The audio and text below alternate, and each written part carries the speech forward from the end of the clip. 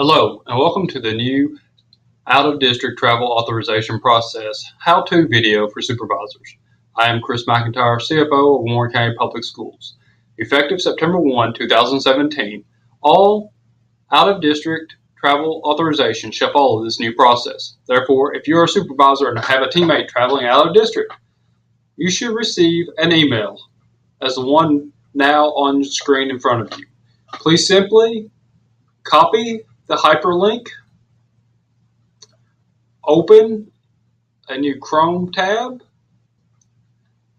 and paste the hyperlink within the IP address box and click enter. Please note this form will only function correctly within the Chrome browser. Therefore, if you're using Safari or Internet Explorer, you will not have all the functionality necessary to complete the authorization request. Therefore, please use the Chrome browser for travel authorization request. Here we go. Please follow along as I walk you through the approval denial process. You should now have received an email with a password in there for this, as we will discuss in a minute. However, if you have not, please contact me. So what you have up in front of you is the travel authorization request from the employee in which wishes to travel. As you can see, name, email address, the school department supervisor in which they believe they report to, name of the conference or training they're going to, website that might be beneficial for you to review, the location, start date and time, end date time, a substitute required, yes or no. Please note, if a substitute is required, the employee will still need to log into ASOP and complete that information to request a sub to fill their classroom for the days in which they are out of district. The next form is just a brief estimated travel expense breakdown that you will note. I've included an estimated $100 a day substitute expense. That's just an average to build a budget for the trip on, and just a total expenses. You are the supervisor submitting, so you hit next. I will go off screen here as the password's already in there for me, so I want to delete that password, bring it back on screen now for you to see. So at this point, this is where you will enter the password that I have given to you.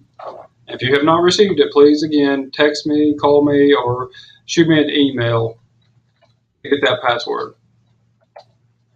Okay, I've taken it off screen so I can enter the password to move to the next section. The travel authorization request supervisor approval section, you simply type in your name, select the funding source, if other, enter a code, and if you approve or deny the request, and click submit. Either way, the employee will receive an email stating whether their travel was approved or denied. The approval email looks as follows, in which the employee will get that references the travel reimbursement form that they will need to complete and submit to you, along with some other documentation for to be reimbursed for the trip for any expenses.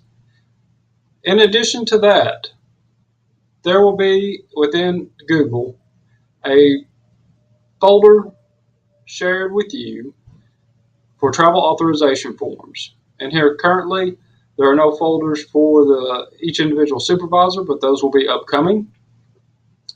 And so if you have questions about who you've approved for travel or denied for travel, that will be logged in your folder, and you can click on one of them and a form will come up to show what travel authorization was and estimated expenses and the funding source. So that will be kept and archived for you all for your benefit if you ever need to go back and look into whether or not you approve someone for a trip.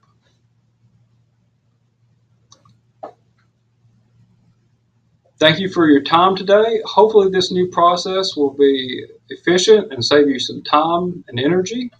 Please let a finance teammate or instructional department teammate know if you have any questions, comments, or need assistance. I've listed 3 email addresses below, primary contacts that you can reach out to for help.